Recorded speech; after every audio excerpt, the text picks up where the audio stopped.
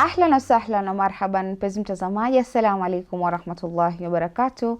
Natumai mzima buheri wa afya. Jina langu ni Haifa Muhammad na karibu katika kipindi kipendacho Upeo wa Asubuhi ndani ya kitengo Gumzo La Vijana. Mpenzi mtazamaji, ni furaha tena na bashasha kuwa naye dada yetu ambaye alituelezea zaidi kuhusiana na masuala mengi kuhusiana na mentorship. Na katika awamu ya leo mpenzi mtazamaji, tutaenda kuangazia stress management, ama wanakuambia wingi wa mawazo, vipi wewe utaweza kusuluhisha mawazo yako ambapo labda una mawazo mengi unayoyawazia mpenzi mtazamaji. Na tukirudi kwake si mwingine ni dada yetu Harriet ambaye anatupeleka katika awamu na mada yetu ya leo inshallah. Na tukirudi kwa habari yako Harriet. Nzuri. Karibu tena. Asante. Karibu sana. Naam Harriet, tulikuwa tunataka kuangazia swala zima la stress management. Kwanza tunataka kufahamu what is stress? Yeah. No.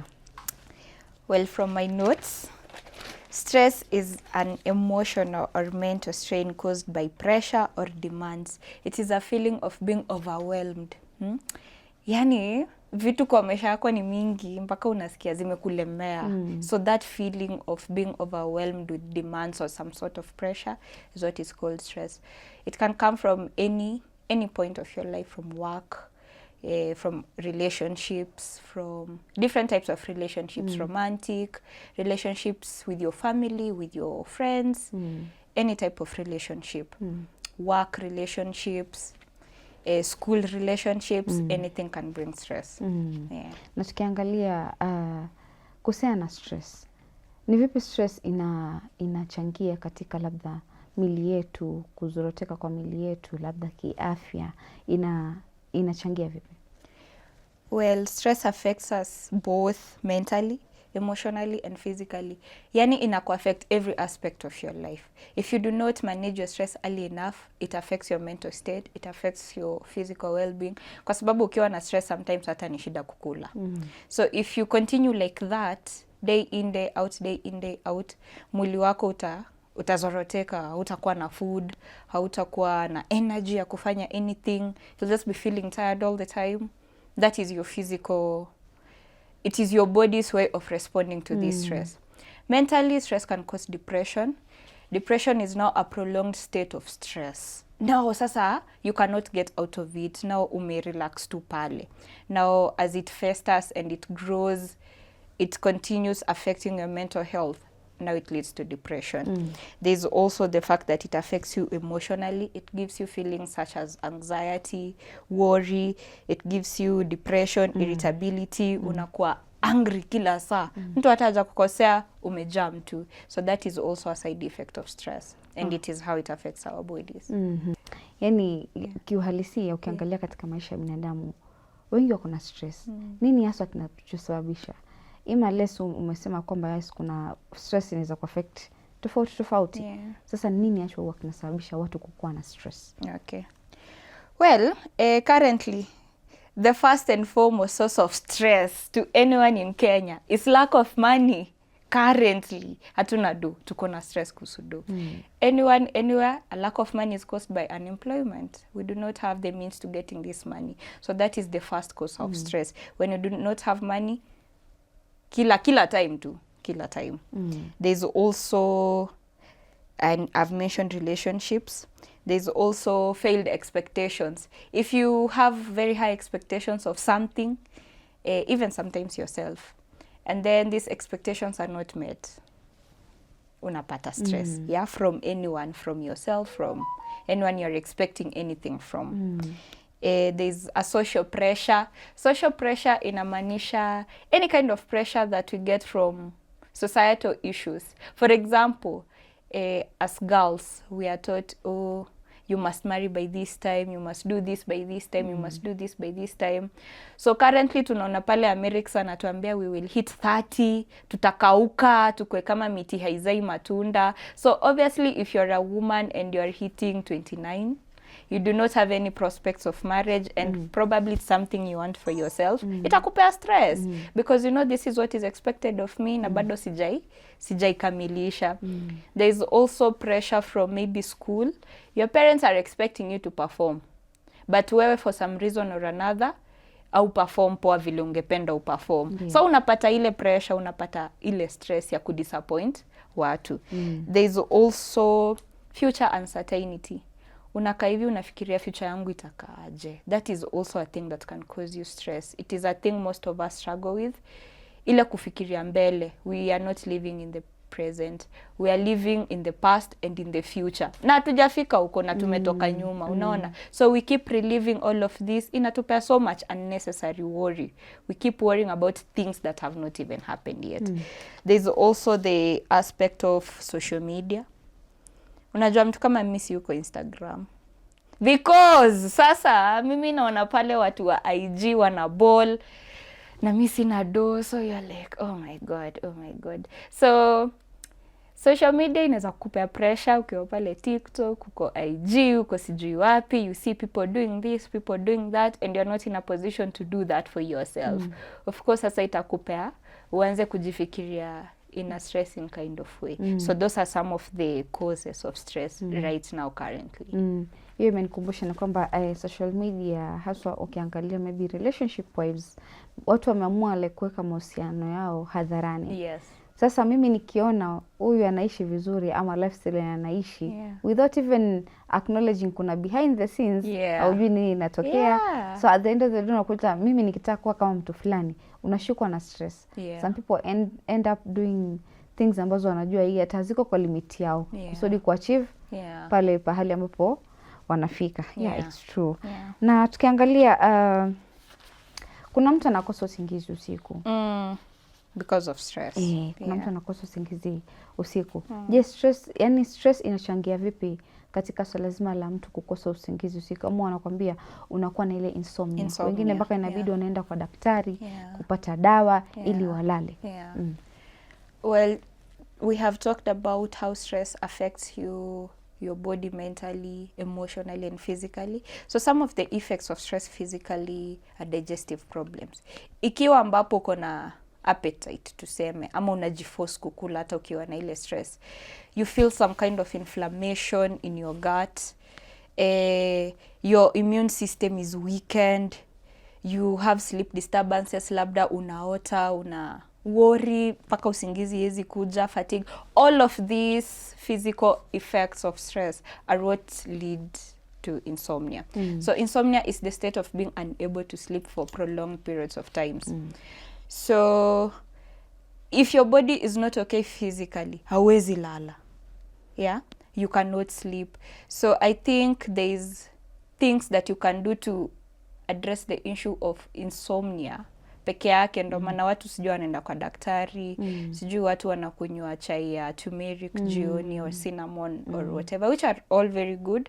But let us not ignore the fact that insomnia is caused by something else. Insomnia is not the problem. Insomnia is an effect of the thing that is stress. So in order to beat insomnia, lazima uta address ile stress, the issue that is causing the insomnia. So now you cannot address insomnia without addressing stress.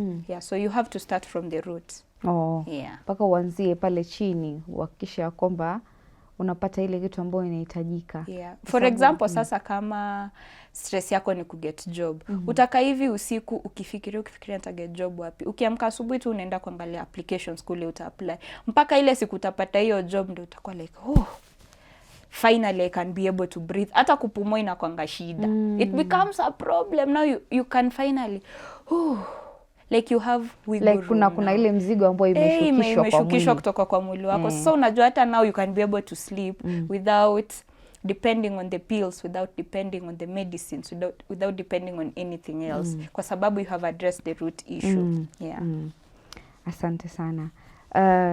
Let's address this thing concerning mental health, upande wa stress. Kwa sababu I believe stress is one thing ambao ni kitu kimoja ambacho kiko upande haswa wa mental health. How does stress affect our mental health? Even kwanza ukiangalia kuna mtu yani anaweza pata depression kwa sababu ya kukuwa na stress. Also you might feel, tuseme example, kuna watoto ambao wasichana wadogo sahi, people are like getting early pregnancies. Hiyo utafind like ni stress kwake. At the end of the day inamuaffect vipi akili?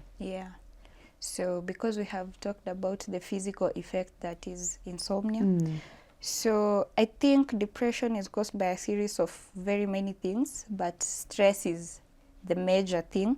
So when you have stress and it affects you mentally and emotionally, now you have difficulty in concentrating, you have loss of memory, haukumbuki vitu haraka, you have poor decision making skills, you have reduced creativity, sometimes you even get to substance abuse now.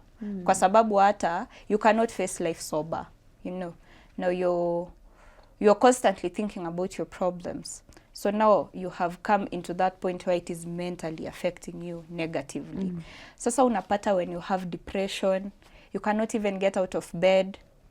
These are the things that make you realize someone is depressed. For example, if I had a friend na hatujaongea for a while, niende kwake nipate hajatoka hata kwa kitanda, you know, hajaosha nyumba, hajaosha vyombo, she has not even showered in 3 days. It happens and it's one of the signs of stress.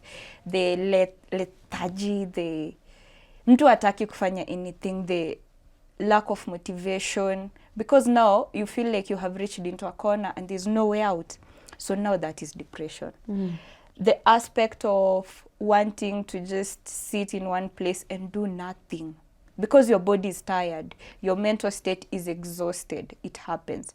So when this happens, when depression comes in, usually it is very important for people who suffer from depression to have a very strong support system. Yeah, kwa sababu hizi ni vitu hawezi fanya peke yake, because now depression, when it is unchecked, it leads to things such as dying by suicide, it leads to self-harm, you know, it leads to neglecting of oneself, kwa sababu hiyo kutooga, kutojilinda vizuri, your environment is not hygienic, you know, you're neglecting yourself because now your body does not have the energy to do anything. Now that is what we call depression. Usually the society does not understand depression. Like in my home, when things like this happens, inaitwa uchawi. Kweli? Yeah. It becomes uchawi. In more urban neighborhoods, inakuwa laziness. Hey, watoto wa siku hizi, wako lazy, wako sijui aje, depression. You know, older people do not understand mental issues. You cannot explain to them that I am so discouraged by life that I don't want to do anything. I just want to die. There are people who strongly feel like that. So at this point, we should not victim blame. We should not point fingers. We should not victim shame. The best thing to do here is to respond to their needs. What does this person need at this point? Clean their house, you know, help them to go out and sit in the sun. Hata msiongee. Yeah, just respond to them slowly, slowly, until now they will find the energy to begin asking for help themselves when they are ready for it. The most important thing to remember when you're dealing with victims of stress and depression, usimwarakishe. Yeah, let people take their time to process their emotions. It's very important for people to sit with themselves and speculate and reflect, like we talked the other time. It is very important for you to introspect. Hata ukiwa katika ile hali ya depression, uwe tu unajifikiria. The answers will come by themselves. So even if you want to offer help, you offer it from a point of empathy, not sympathy. You respond to what they need in that moment, and you make sure that you do not push them. Oh, asante sana. Hiyo imenikumbusha hiyo swala zima la depression. I remember there's a young doctor, I don't know it was a nurse or a doctor ambaye ni juzi tu commit suicide. Very recently, yes. Very recently. Kwa sababu ya working environment. Yes. So tukirudi tutazidi kuongelea kuhusiana pia na working environment. Yes. Tujue how working environment inaweza kufanya mtu akuwe na stress mpaka afikie pahali hapo kuna depression. Shukrani sana. Yeah. Kurudi kwako mpenzi mtazamaji, natumai katika awamu ya kwanza tukiwa naye Harriet umeweza kufahamu mawili matatu kuhusiana na swala zima la stress. Ameelezea pia maana ya stress ni nini, na akatuelezea physical inaweza kuaffect vipi ama mentally inaweza kuaffect vipi. Tutakaporudi kutoka mapumziko tutaweza kuendelea.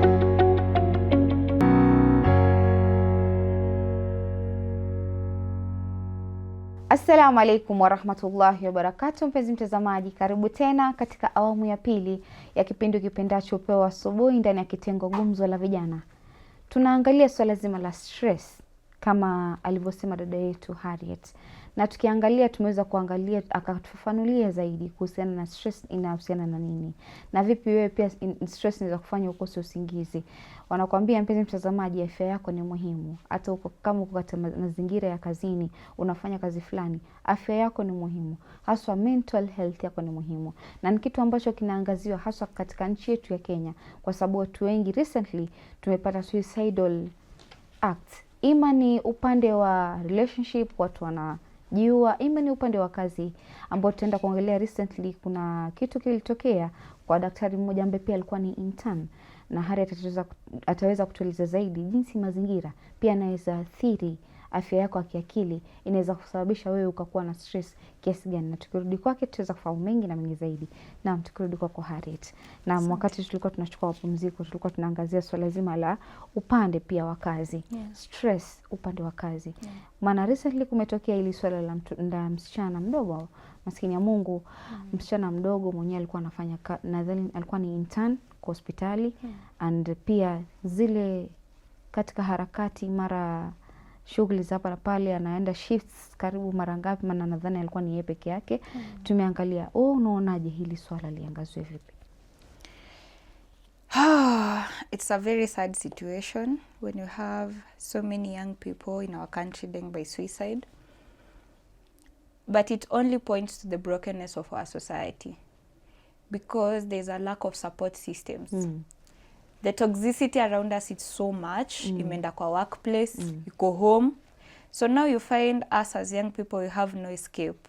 Tukiwa pale nyumbani stress, tukiwa kazini stress, tukiwa shuleni stress.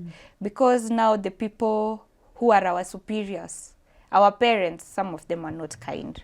Our superiors, they're not kind. Our friends, you know, in every aspect of our relationships. So what happened with Dr. Mura was very unfortunate.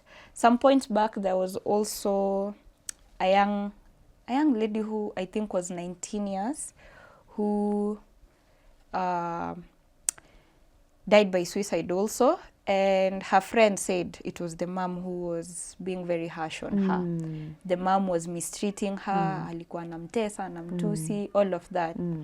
But pia walikuwa wanatengeneza TikTok videos pamoja.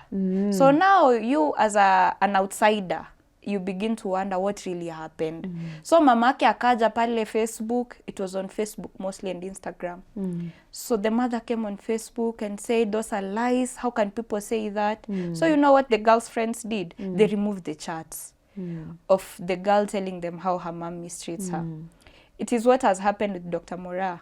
May she rest in peace. So the friends of Dr. Mura have said that her superiors were overworking her, they were cruel to her.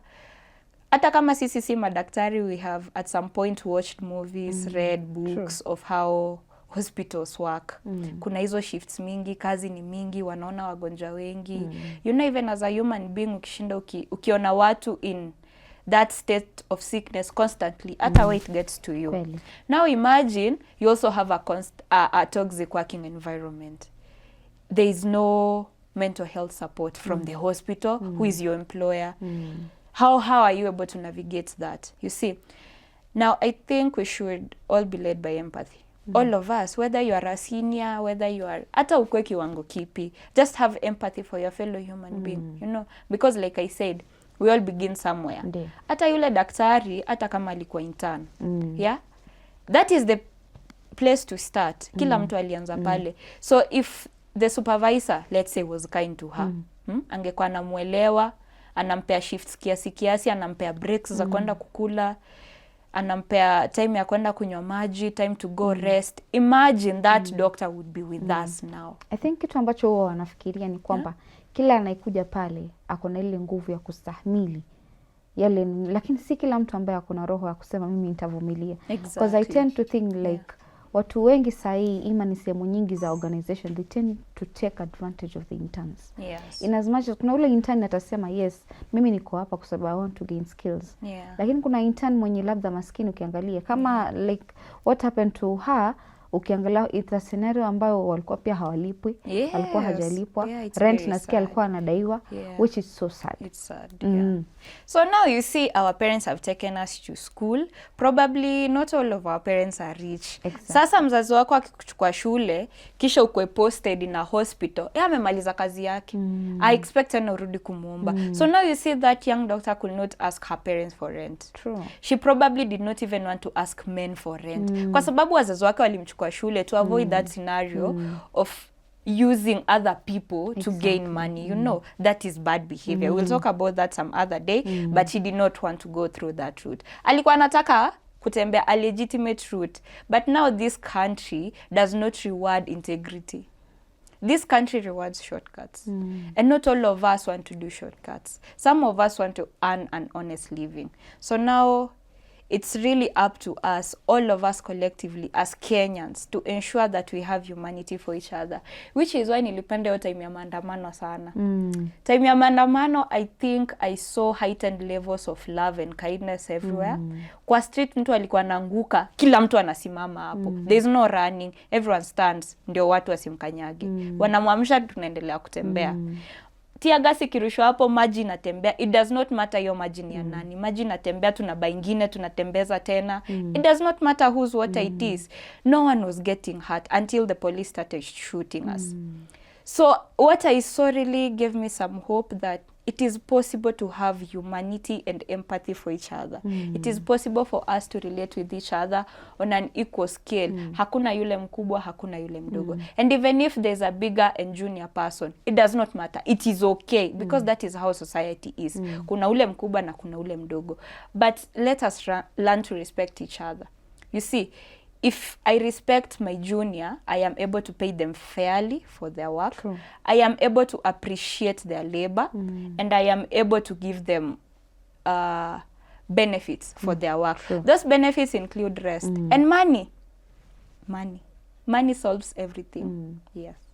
In as much as they say money hainunui upendo, but sometimes wakwambia pesa pia ina play a bigger part, kwa sababu everyone nadhani pia ako katika ile hali ya kuchuma riski yake. Yes. Na ni kweli. So tukienda kwa next ni kwamba how can one manage stress, kwa sababu tumeangalia scenarios ambazo tumeona suicide zina happen. Now we don't want that to happen. Depression ikifika, kuna mtu imefika mahali inafika ndo hivyo mimi nimechoka. So how can we manage stress? The first thing to managing stress is having boundaries with everyone. When you're at work, do your work and go home. Don't form unnecessary friendships at work, because your colleagues should not be your friends. I believe so. I believe that. Kila relationship iko na vile tuna act. If I'm at work, we are tuna interact on a work basis. Dio. But if we are out here and we are friends, we'll interact on a more intimate basis. You see, now when you have boundaries for your life, you are able to avoid unnecessary dramas. Itakuwa rahisi yo control una avoid vitu mingi hizo zenye zinakuletea stress zenye hata haziko. Kuna mtu alisema ukitaka kujua rafiki yako ama coworker wako ni rafiki yako, acha siku unafutwa kazi ama hauko kazi. Akikutafuta utajua ni rafiki yako. Ila akikuacha hivyo utajua si rafiki yako. Kwa sababu anasema hakuna urafiki katika kazi. Hakuna. Siku ukitoka ukienda sehemu nyingine hutaona mtu amekutafuta. Do your job and go home. There's also the fact of you're the most important person in your life. Usingoje special events to do things for yourself.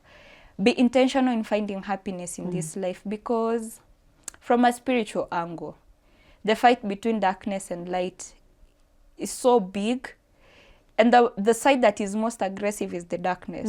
We see what is happening with kina Hollywood, what is currently happening with Didi, with all of these stories. Exactly. That is the darkness, and it is very aggressive. So sisi kama watu wa the light, watu ambao tunajua Mungu, in whichever aspect, the way we know God, we should also be aggressive in upholding virtues that are associated with God. You know, we should be intentional with love. with happiness, especially your own happiness. Usingoja boy akuchukue out. Take yourself out. Yeah?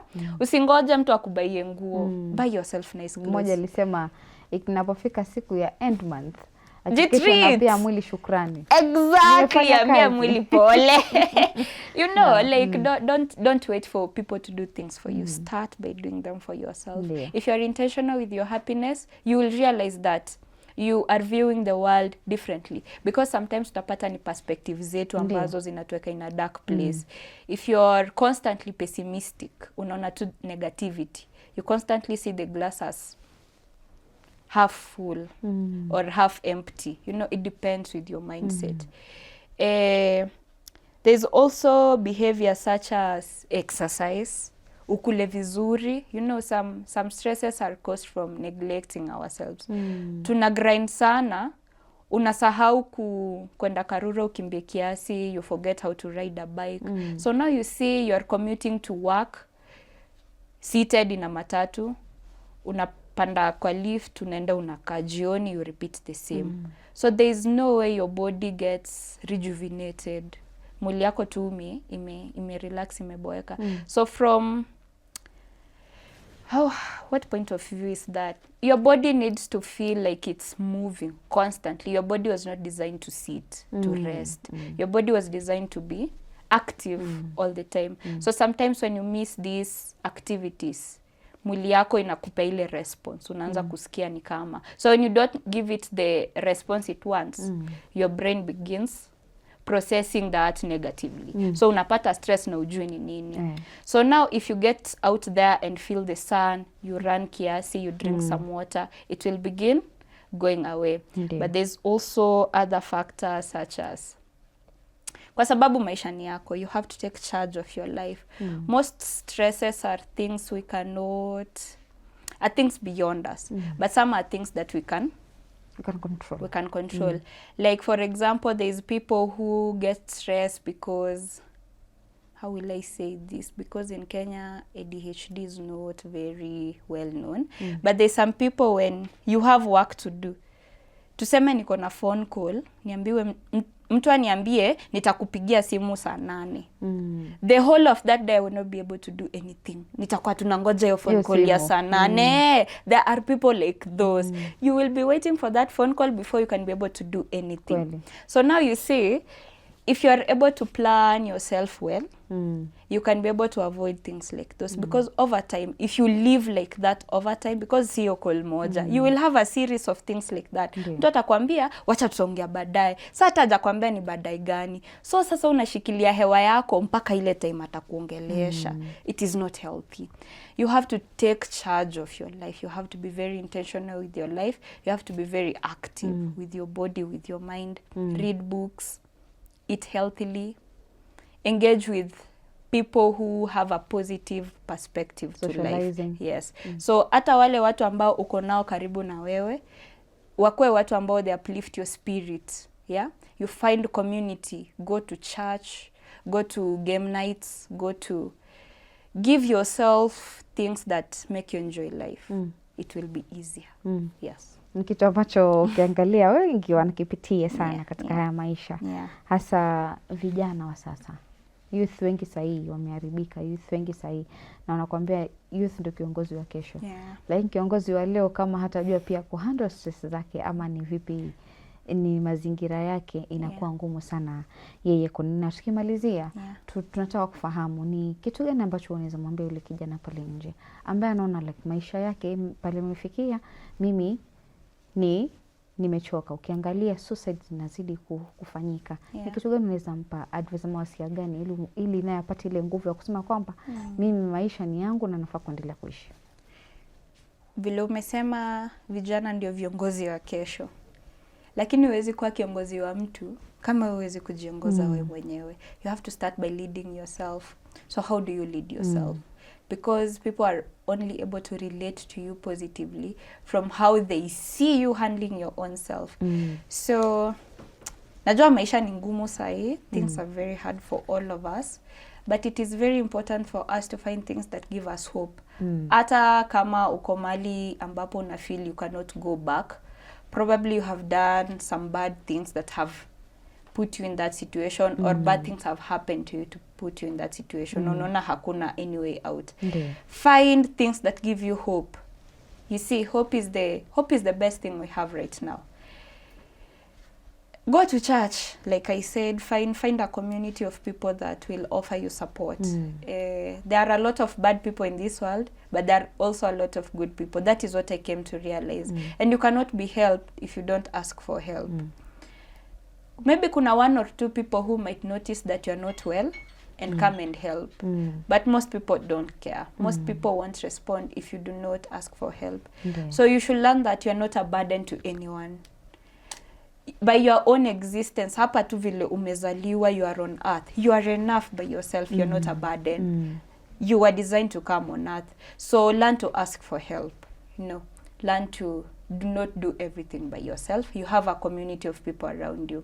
You should be very intentional when asking for help and receiving for help, and also giving help yourself. Kwa sababu si wewe peke yako kila time utakuwa unasaidiwa. Probably you will be able to get out of your situation very soon, and you might find that someone else is in the same situation like you were. So you should be able to also help. So that is the only way to be able to build community around you. And that community will save you. Asante sana Harriet kwa mawaidha yako mazuri. Natumai mpenzi mtazamaji ama kijana anayeangalia kipindi hiki ataelewa zaidi kuhusiana na vitu ambavyo vinamhusu yeye mwenyewe. Asante sana.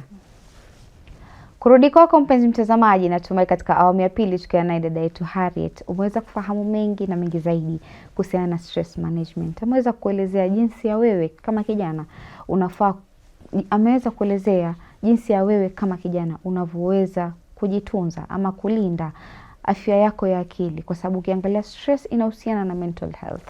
Ni kwamba wewe mwenyewe pia ukijifahamu ama ukijijua zaidi itakupa urahisi wa kuendeleza maisha yako. Sio iwe nyakati ni ngumu ama rahisi, utajua jinsi ya kuhandle shida zako. Usichukue uamuzi wa kwamba mimi najitoa uhai.